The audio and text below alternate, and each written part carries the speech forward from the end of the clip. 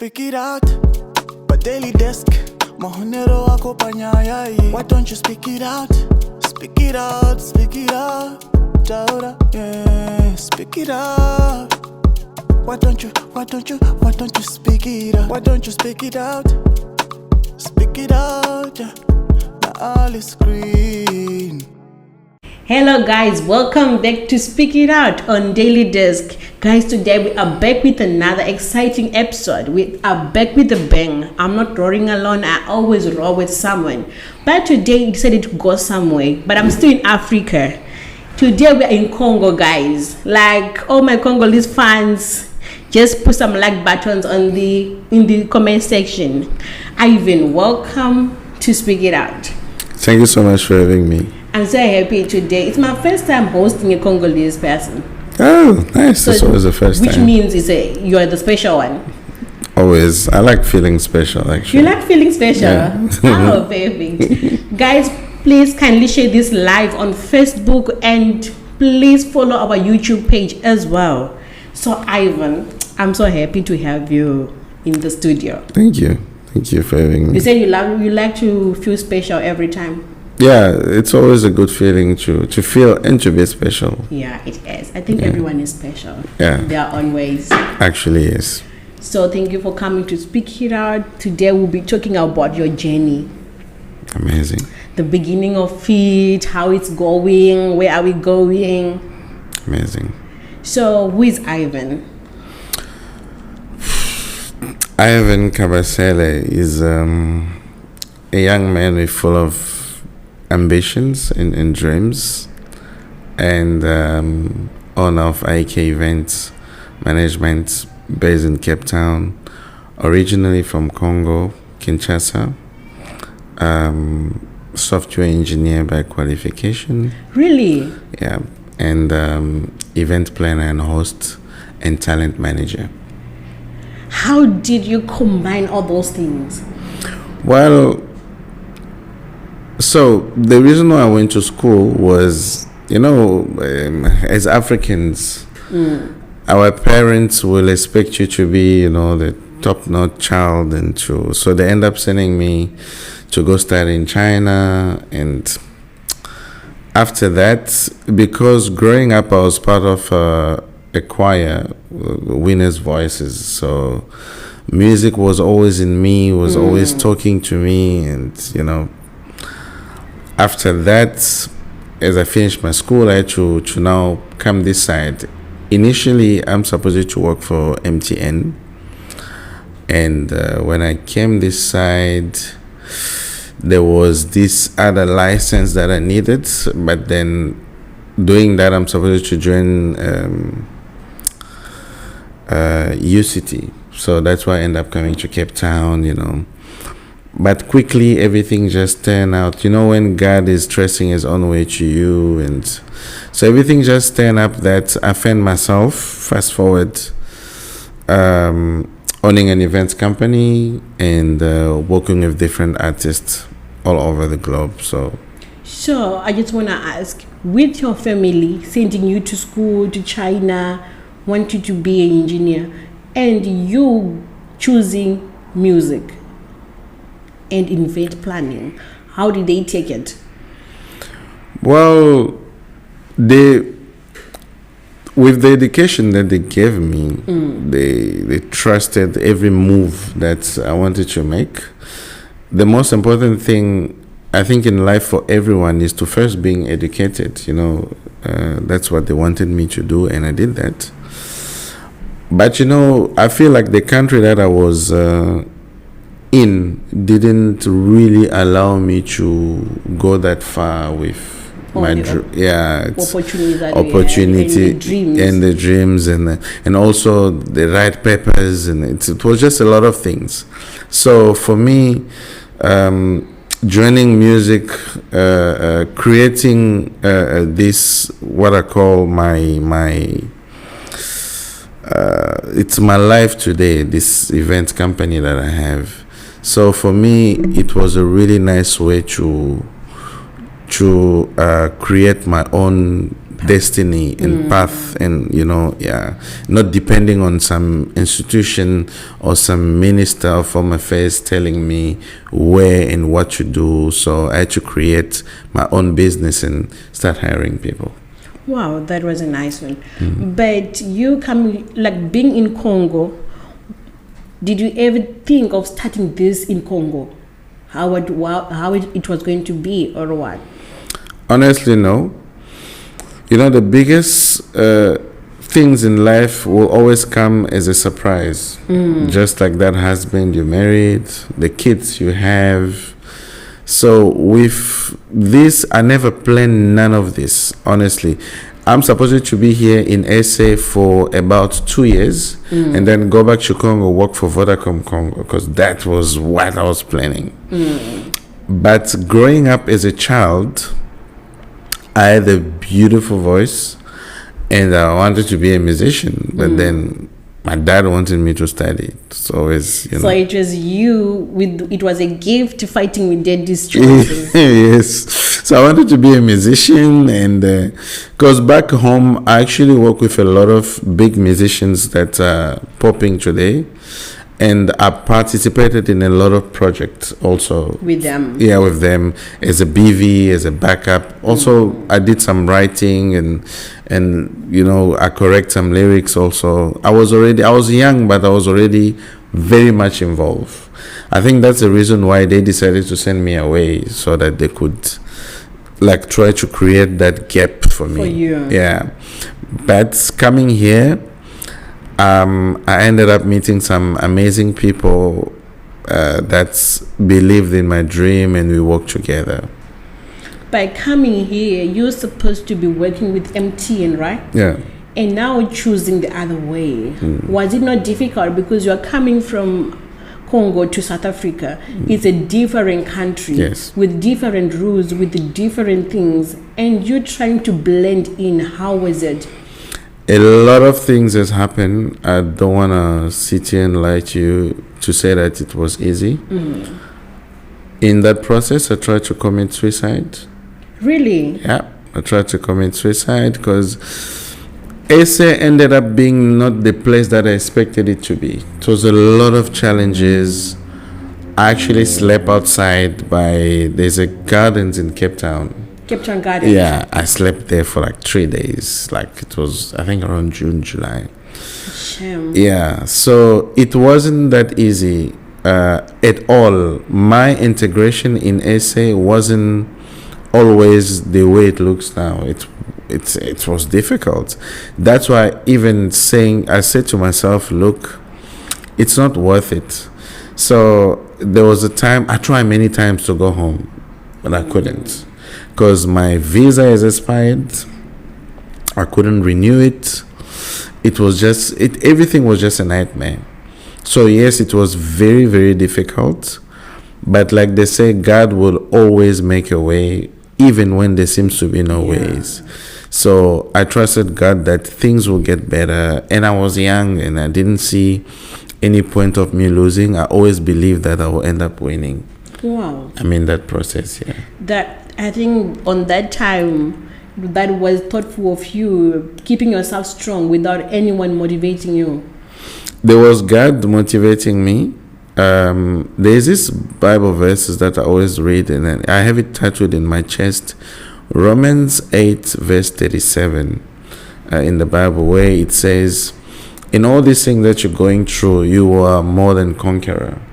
So my background with God allowed me to go through whatever that happened in my future. So yeah, I had God, and I was praying all the time, and I didn't give up. I never wanted to give up. Wow, that's like hearing the beginning of it, seeing you now. You can't even imagine you sleeping outside either Cape Town Gardens. And now you being a business owner. Yeah. Some people, they wait for you to pay their salary every month. Yes. Like Irvin is coming with the salary. The boss is here. Yeah. And the boss was in Cape Town Garden sleeping for 3 days in June. Yeah. one thing I realized today about life, if we have to see our tomorrow, we're going to be very excited. You know, I read the Bible a lot, and I believe that where God says, I have for you a plan to prosper,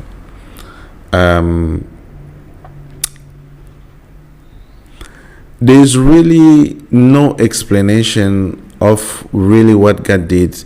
You know, everything just happened so fast, so quick, that for me, when I look back, I always get scared. I don't know if you ever have that feeling. When you look back, you're like, no, I don't want to see it. It's fine. It wasn't, it's unbelievable, basically. Yeah. But we're here now. Seeing the growth now. Yes, it's just unbelievable. It doesn't sound real at all. And this is what God does when you trust him. Yeah.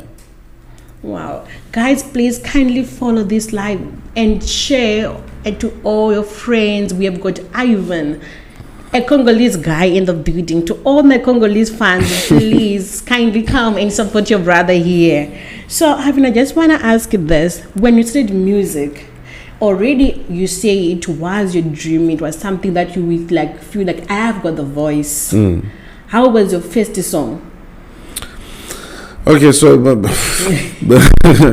because, like, you know, everyone who is in a business, that first thing, like, there's too much vibe, there's everything, like, I'm going to do this. So, like I said, I did a lot of projects. I was in a studio. I don't know how many times I've been to a studio, but my very first track, I think I was 13 years old. 13? Yeah, I was 13 years old, and it ended up happening like. Every time I think of it, I just get embarrassed. I had it, it's just that I lost my computer, so I lost most of the stuff. But it was horrible. Yeah. Wow. Yeah. Back then, people will say it's fine, but if you listen to it today, wow, that was a mess.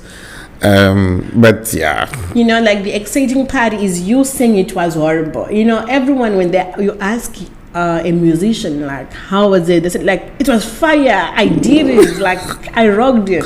I know, but man. You're saying it was horrible. Already you knew, like, oh, this child, what was he doing? Yeah, it's actually good that no one has it. Maybe some people, like, it's actually nice today. And since I don't sing anymore, that's perfectly fine. I just, I woke up musician, I do my events and done. Yeah, it's actually good that no one has ever listened to it. But I did some few tracks after that, which was better, but it was never released. So on the events, how did you start the events? Like, what was your first event that you planned? Okay, so I was sitting just on my computer. So this all started by me remember my story, sleeping outside, trying to commit suicide. So I always have this soft part of me to give back to, So there was a time in my life I wanted to donate to the kids affected by HIV in South Africa. Because I see you are into HIV organization as well. I dearly. You don't understand. Do you have anyone in your family who is HIV, or a child or a family member that you see they were in need, or there was a need for you to show some love to those people? I think we all do have someone that's, people don't say it openly, but we all know someone that is, suffering from that horrible disease. And thank God there's a lot of hope. I think 3 days ago, they did find a cure for HIV. And they are now bringing, I think, 15 more people. What's good with this cure is that the result is actually better than what they expected. Really? With the AI and the all these things, they're combining a lot of computer to try to find the proper cure. So it's actually going well. But yes, we do have, everyone have someone that's suffering from that. I lost aunts and friends before, and I do have people that I know that are HIV positive. So were they your inspiration, or but that is where you draw inspiration, or it was just like the surrounding? I think all of that started. I lost a friend of mine. May her soul rest in peace. The day she found out that she had HIV, she committed suicide the next day. Shame. Yeah, here she was one of my very first friends, and her story always saddened me the way because she didn't maybe wanted to talk about it, and a lot of people they can't even come out because of the way the world would judge them, and so with all of that, I had this thing in my mind to when I had the means, I wanted to give back to the community. So I ended up contacting Sis Rosie. Hi, Sis Rosie, in Kailija. She's the owner of Baphumelele Children. It's a charity. So together, I saw your pictures there. Yes, a lot of them. Nice. Yeah, I did see. Like I was researching about you before you come out. Nice. I saw your pictures there, giving kids. Yes. Yeah. So with all of that, we just had an idea to host a charity concert. Now, what I said, okay, because it's a charity concert, let's do it the gospel way. So I ended up looking for the venue, booking the artist, which was Mahalia Buchanan. Hi, Holly. She's a very good friend of mine today. And many other people that were accepted, like Jessie Lottering. She's with Joy Celebration today. They accepted without saying no to. Wow. Yeah, to what. And that was your first event. That was my very first event. And people saying yes to that was like it was heaven. You see, that's what God does do, And together, I went to Gospel Rama Church in Ops. I met an amazing man of God, Pastor Olivier Chalo. He's a young pastor, vibrant, He also said to me, look, here is a venue, host a show. Wow. Everything just happened that fast. So with that, because of that event, I ended up doing many events. And obviously the reputation grew, and today, let's say we are a brand today that's we need no introduction in Cape Town. Wow. Yeah. So all of that coming together, the first event coming out nice, then is that the time you tell yourself Irvin, you can do this? Actually, not me. The people the people told me, look, this is you have to do it again. Really? Yeah, so I end up releasing another poster and another one and until today. Wow. And I see you're a strong believer. I am. Because everything there is God in it. Yeah. You are putting God in each and every step of it. What can you do without God today? Nothing. A lot of people are kind of lost because they don't know God the way we do. I always say it that way. Even when I was sleeping outside in a bench and it was raining, I had a smile, and there was a fire in me saying to me, this is exactly what happened to Moses before he go and become the king. This is exactly what happened to Joseph. This is what happened to the people of Israel leaving Egypt before they arrived to Canaan. And this is what happened to Jesus. So the Bible, it's like a notice board of life. If you read it properly and you see everything that's happening around you, you wouldn't shake or anything, because it's only for God has better plans for you. But before you get to that, there's a path that you're supposed to follow. That's not easy. And the Bible is a good example for that. That you have not necessarily have to suffer before you could get your destiny, but there are challenges in life. Like 15 years ago, I was renting a small bedroom on my own. I couldn't eat the way I wanted. Today, I have a house. I have an office in my house, So this is what God do. And that's past of mine helped me appreciating everything that's happening today. Appreciating every inch of how to treat people, how to respect money, how to respect God even more. And it's important for everyone to have some little formation. Imagine Beyonce or Cristiano Ronaldo. As he was born, he became a superstar at Real Madrid. He wouldn't be the same player. He has to start by the Sporting Club in Portugal, then join Manchester, and then come. Like it's a journey. It's a journey, then become a legend in Real Madrid. So when you, so how long have you been in Cape Town? That's long.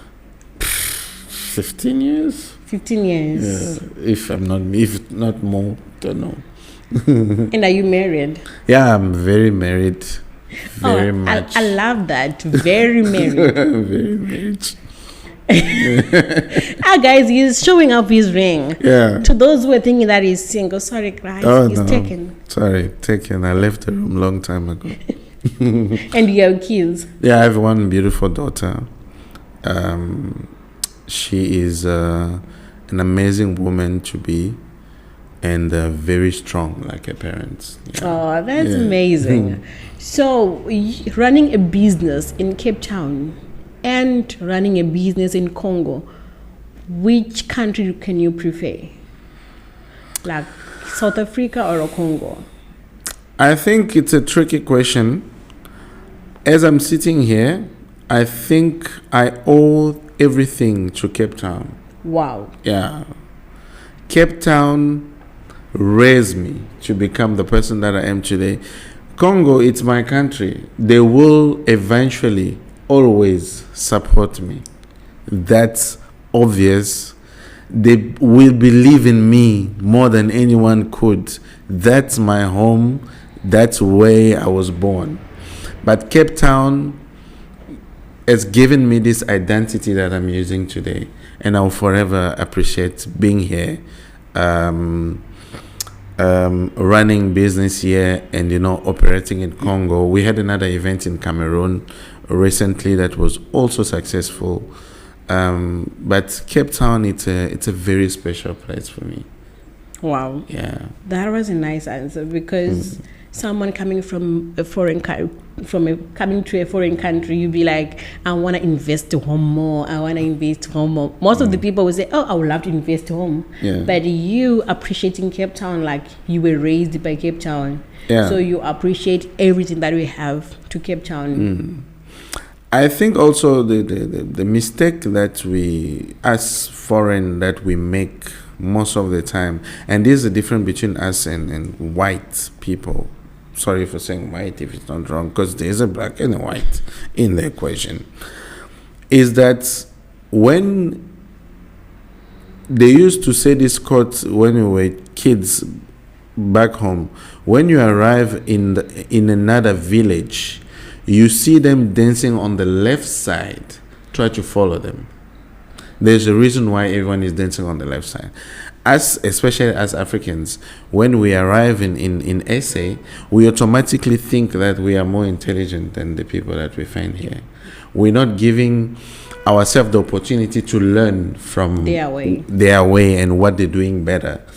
And I think that's why many foreign here are struggling really to take their head out of the equation, because they're still very stubborn in the way that they did their things back home. They want to do the same thing here. Well, it's a different country. We're still in Africa. You can still have the same support. Don't get me wrong, but there's certain way that things are done here that you need to adjust your ways for you to find yourself becoming eventually successful. And this thing, white people are really good at it. You see a white person that will come to SA for 5 years and automatically they will be speaking isiZulu. They will be trying to learn the language. Integration, it's very important, yes.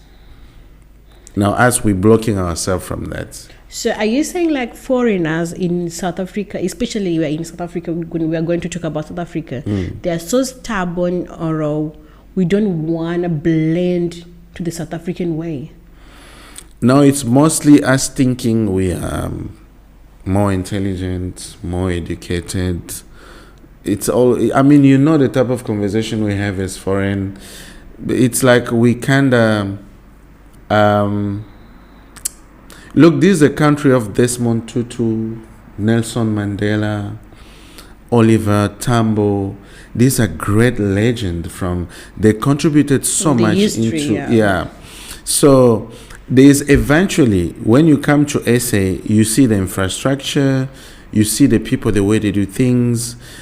Obviously, they're not perfect, but there are a lot of things that you, as a person, if you learn, like today, I'm a combination of South African culture and the Congolese way. I mix it all together. That's what made me the person I am today. But a lot of people, I'm talking about us Congolese, their English, when you can't even take them to a job interview because their English is not even. And when you ask them, when are you here for? How long have you been here for? 20 years. You're so surprised. And this person just refused to learn the way, the South African way that defend. There are things that you can learn, and there are things that might go against your belief or your culture as well. But there are interesting things about this country that we're living in. Like, I appreciate their hard work. They speak out. They don't stay quiet. Yeah. They are very, very, like South Africans, they know what they want. When it comes to their rights, it comes to, a lot of things that we still, in our countries, we're still working on it. That's just the truth about it. Yeah. So I'm so happy for you, like, coming out to say the mistakes that we make is Africa. So are you trying to say, like, sometimes we refuse, or for example, you gave an example of Congolese people coming, they can't learn English, or let's even they can be here for 10 years. Is it their fault, or do you think, like, because you learn Lingala and Swahili, is it not because they come from a country which English is not exposed, is not like being spoken as much as this side? I think most of the foreign that I hear, guys, sorry to talk about you, we're going to stop this soon. Most of the foreign that I hear, they actually do not have objectives. What I mean by objectives is, when you go to certain country, first thing that you need to do is understand their language and speak it properly. You will be like, they will treat you differently than someone who is struggling to. And because you're already in SA, you do not have to go to an English school. You just need to interact with the people that you find there. Trust me, you will, if not the first but the third year, you will speak English properly. Like me, I understand isiZulu, I understand many language because I've been here and I try to, and I work with these people most of the time. I wanted to ask you that, like, how is your experience working with South Africa? Well, at least you are a Congolese person, like you are like the different side of them, and you work with them, because I was following your pages. It's like those are the people that you work with more. Yeah. For me, there's no difference, honestly. However, I do appreciate they're very professionals, and like I said, they know what they want.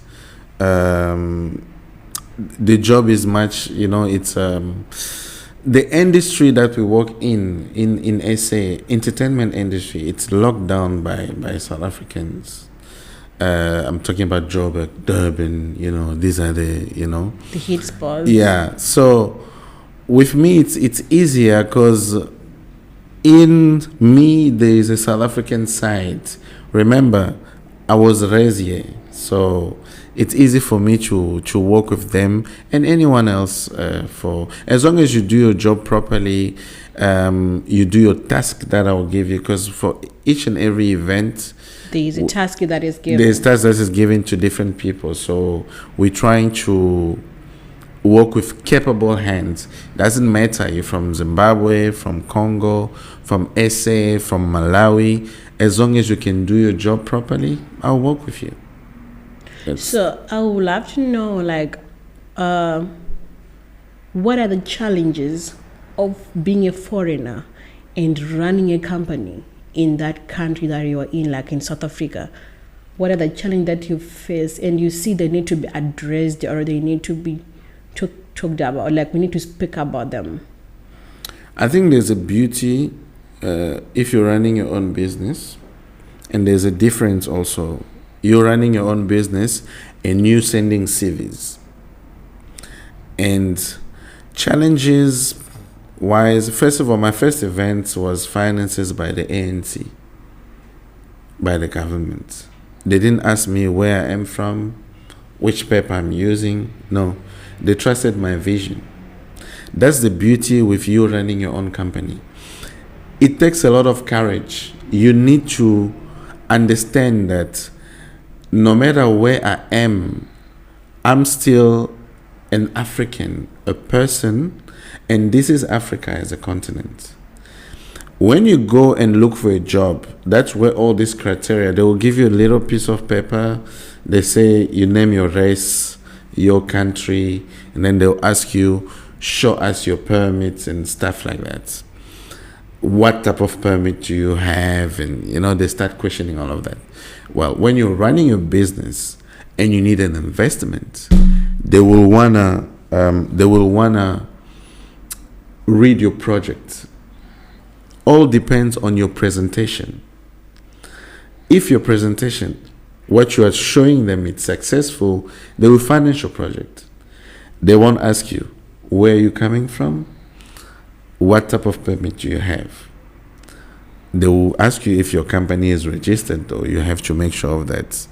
So challenges wise, I think on my side, like every event planner in Cape Town, running events in Cape Town, it's a bit challenging because you don't really get the same response you get in Johannesburg or in Durban, because people in Cape Town, they're a bit hesitant. But they're also supportive. It depends on who you invite and, what type of event you're presenting them.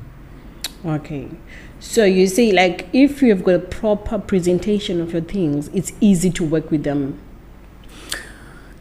It's easy to get support, yes. To get support. Yeah, it's easy to get support. It's there's a difference between you sending CVs and you running your own business. I think the respect is different. But in planning events, is there money in the business?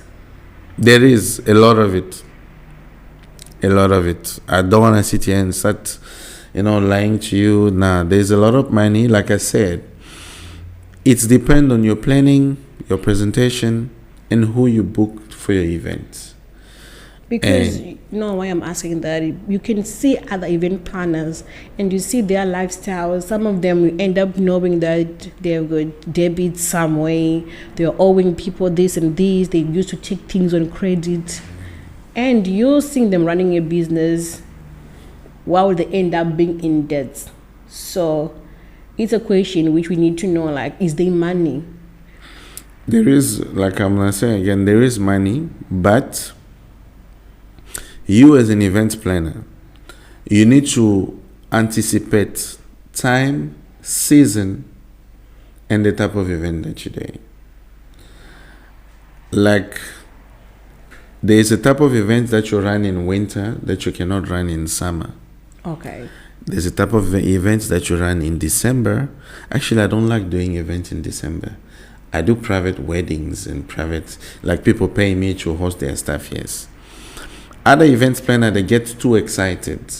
They end up spending more than the money that's supposed to come in. Never do an event, never do a big event without a proper sponsor. You're only going to shoot yourself and you're going to disappear. This is something I really learned in my early stage of. So did you make certain mistakes like that before? Yeah, I did. Oof. We all did. I don't even want to talk about it. We did, but we learned from that. It's important to make mistakes in this feel that we are entertainment, and then you learn from that, so yeah. But there is money in events, guys. There is, guys. If you want to do event planning, easy. Write it somewhere, look for who to book, get the money, done. Look for sponsors. Don't do it on your own, because you're gonna get broke after that. Because we end up knowing like this event planner is owing this and this and so and so, and you'll be like, is this guys making money, or are they just showing up to us like I have the money, more or less they don't have? I think people, both musicians, events planners, you'll be surprised how broke these people can be. How, but like what causes, like that is what I'm at. How can they be broke while at least I'm making money out of the industry? Yeah, so remember what I said about anticipation. You need to plan properly.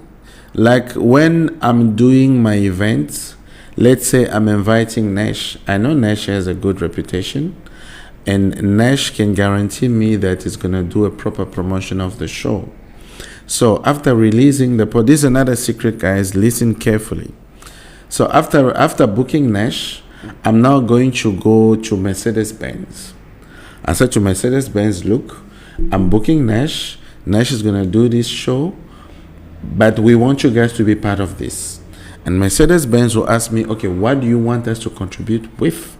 I'll probably tell them, book the flights and accommodation for him, and also you can get him food when he's here. So that is an expenses out of my way. And then I go to Jaguar. I said to Jaguar, look, Nash is coming. This is A and B and C that we need. Okay, what do you need? No, we need money to pay the band. I get that off the way. Do you understand? I understand. So when you have sponsors like that, or you have one sponsor that can cover everything for you, in return, Nash could do some publicity for them, and for their brand, and to take it a bit higher. Done. But if you're doing an event of your own, just make sure that you are not working on a loss. Just make sure of that, because if you don't, events always bring expenses. Like a child that is born, you think this child won't get sick, but they end up getting sick. You end up adding more money into the equation. That's why you see after an event planner can get broke because they don't have anything, and people don't believe that, but it's true. Because like now you were talking about someone who have got the opportunity to go and talk to Jaguar, to go and talk to Mercedes-Benz, to go and talk to big companies. What about it's me starting up? I don't have those big names. I don't know anyone. I don't know those big investors. I'm just starting now. I'm from zero. How do I go about it? Because it's not everyone who wakes up knowing those big names who's going to be able to approach those big names. Because how can I approach them without any CV which shows I have got these testimonies which I did before with this and this and this? So how do I go about it from zero, from nothing? Remember what I told you about Cristiano Ronaldo? There is a journey in life, and you appreciate life more by walking into that path from 1 to 10. You don't jump from 1, 2, 3, 10. You don't jump from 1 to 100. If you don't know those big names, fine. Create what we do, a reference show where you're actually going to spend your own money, like I did.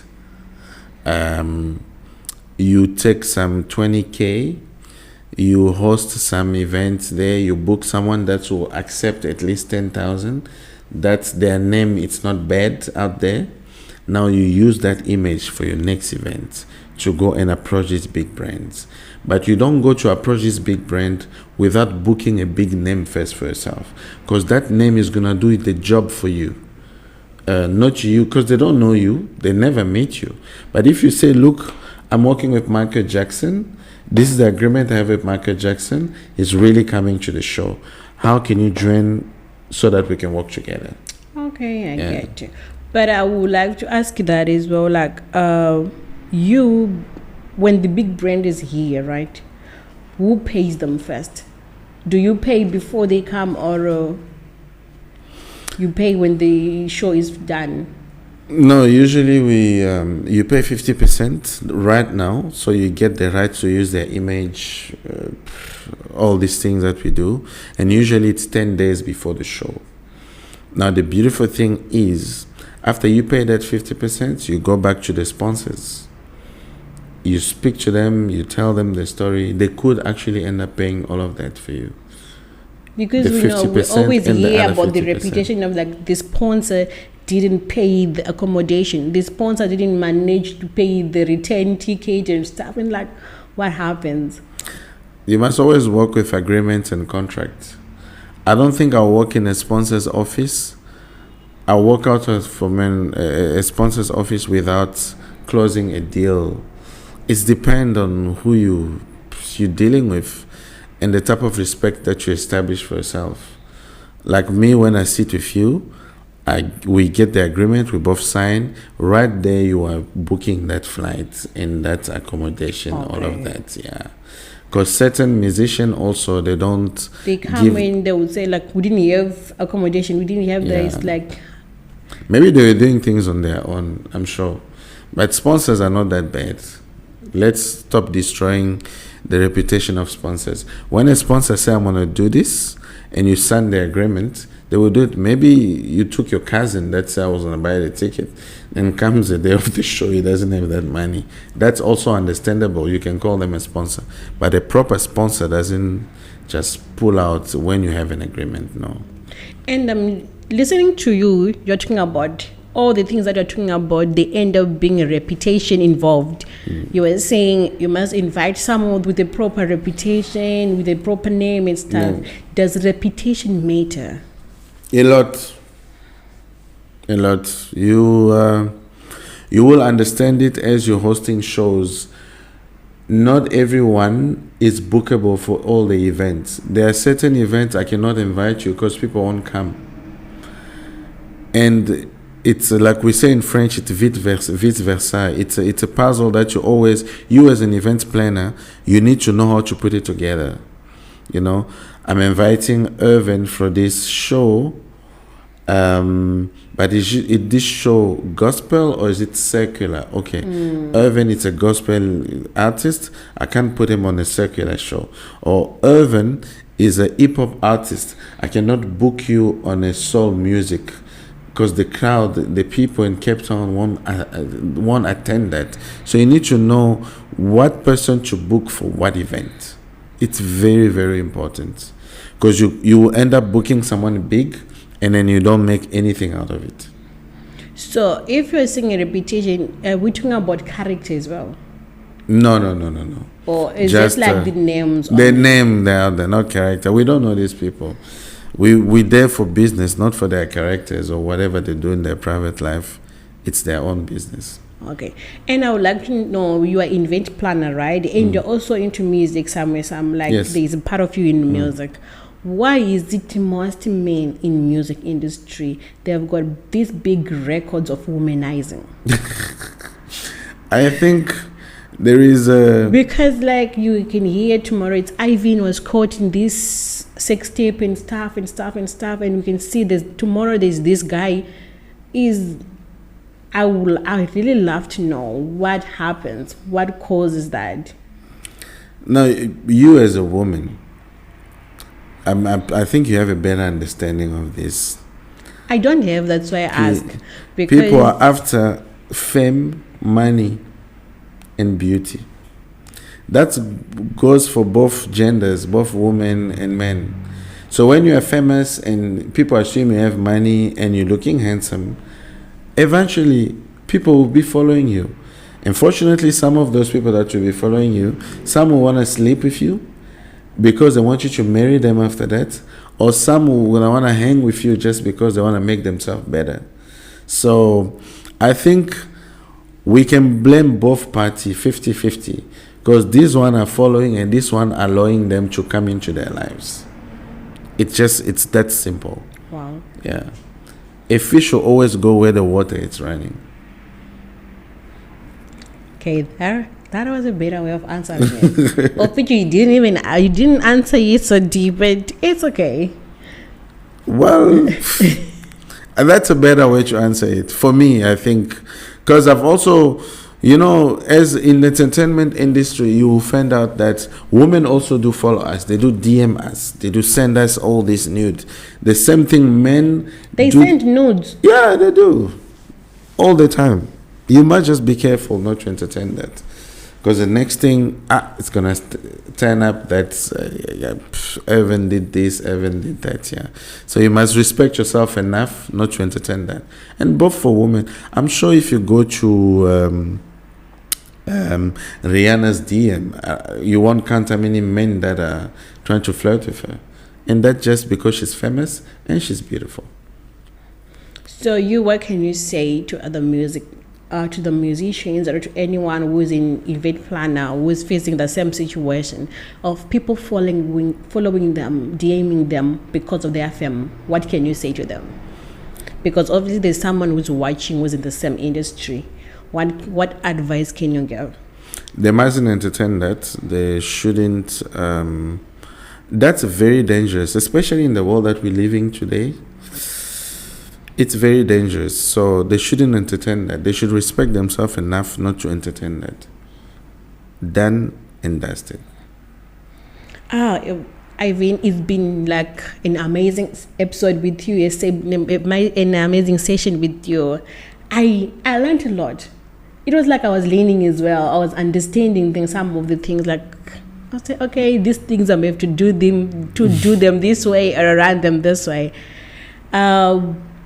What are your last words to people who are listening to you? My last word is there is to the foreigners, business-wise. Business-wise, don't give up. If it doesn't rain today, it's gonna rain tomorrow. Keep your hopes up. And we have an event coming up at Gospel Rama Church Observatory. It's the 30th celebration anniversary of the church. So we're having Mahalia Buchanan, Beckham Tetwa, and a lot of surprises performance. So it's happening on the 28th of October. 28th of October, guys. 28th of October. Please pull up, guys. The tickets are available. You can go on Gospel Rama Church Instagram page. You see the poster. On IK events page, you see the poster. Just get your tickets, and then we can all meet there and celebrate. I think you need to leave your the social media's handles nicely. Yeah, you say them one by one. IK Events Management on Instagram, or you can also go on Google IK Events Management Cape Town. You see it there. Same goes for Facebook as well. So we are available. If you want to know any information, you can just DM us. We will answer you right away.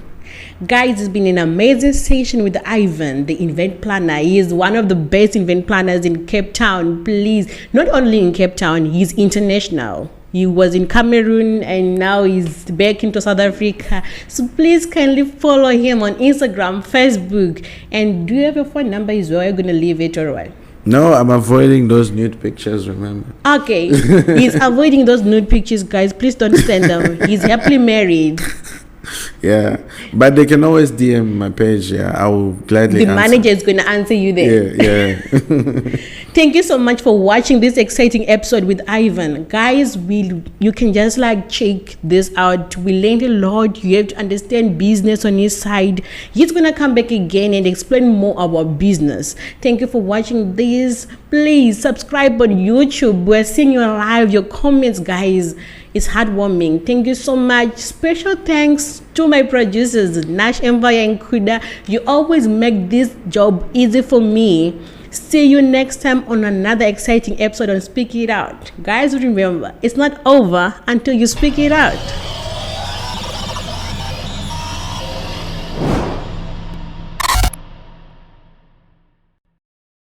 Speak it out, but daily desk. Mahonero wako panyayai. Why don't you speak it out? Speak it out, speak it out. Taura, yeah, speak it out. Why don't you speak it out? Why don't you speak it out? Speak it out, yeah. all is green.